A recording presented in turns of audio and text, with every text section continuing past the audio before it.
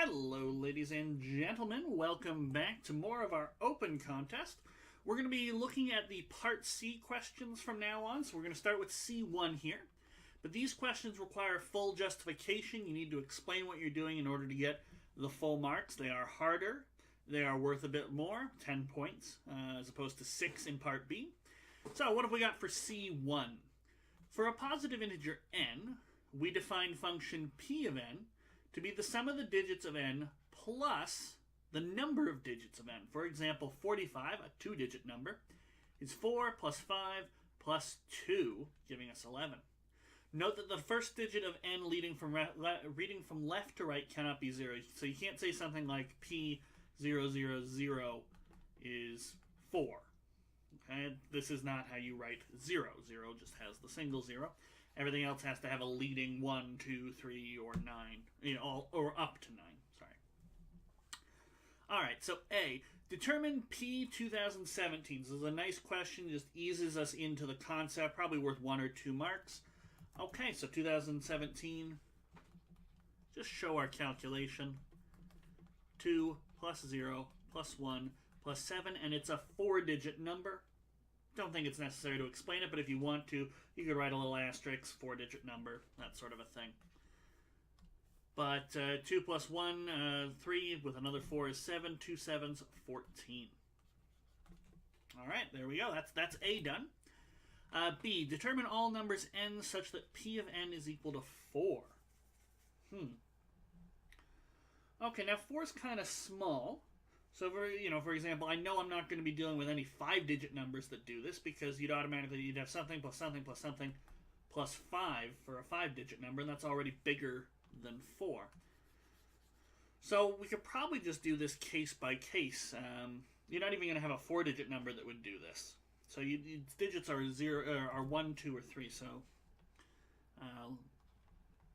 in case if it's a 1-digit number, then n looks like a for some digit a. So a is between 0 up to 9. And p of n would then be a plus 1 because it's a 1-digit number. If we know how many digits, p of n doesn't look that bad. So this has to be 4. So a is 3. So n is just 3. Here's another case, a 2-digit number. So then n looks like AB.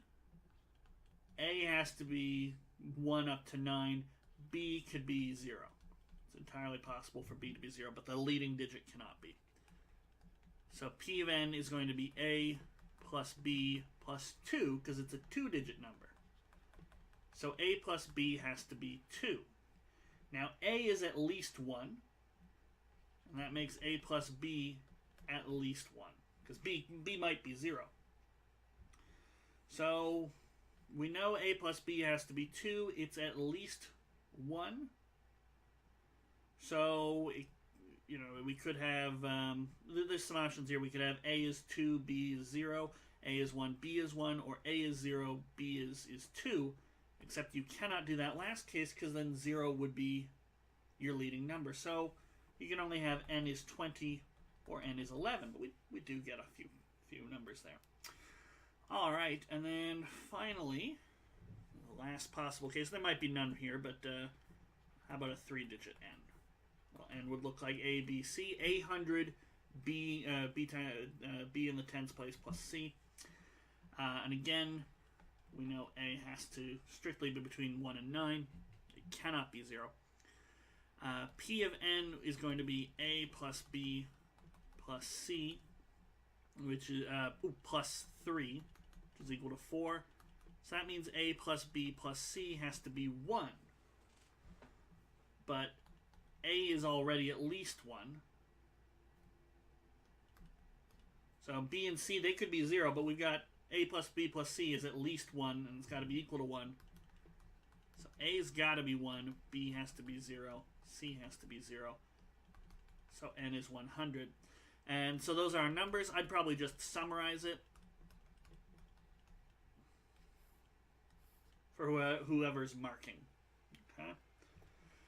Because sometimes the parts of these questions, especially if they're worth only 1 or 2 marks, are really just treated as, did they get the final answer? So treat it like an A or a B part question. So if you just get the final answer right, you can get all 2 or 3 marks.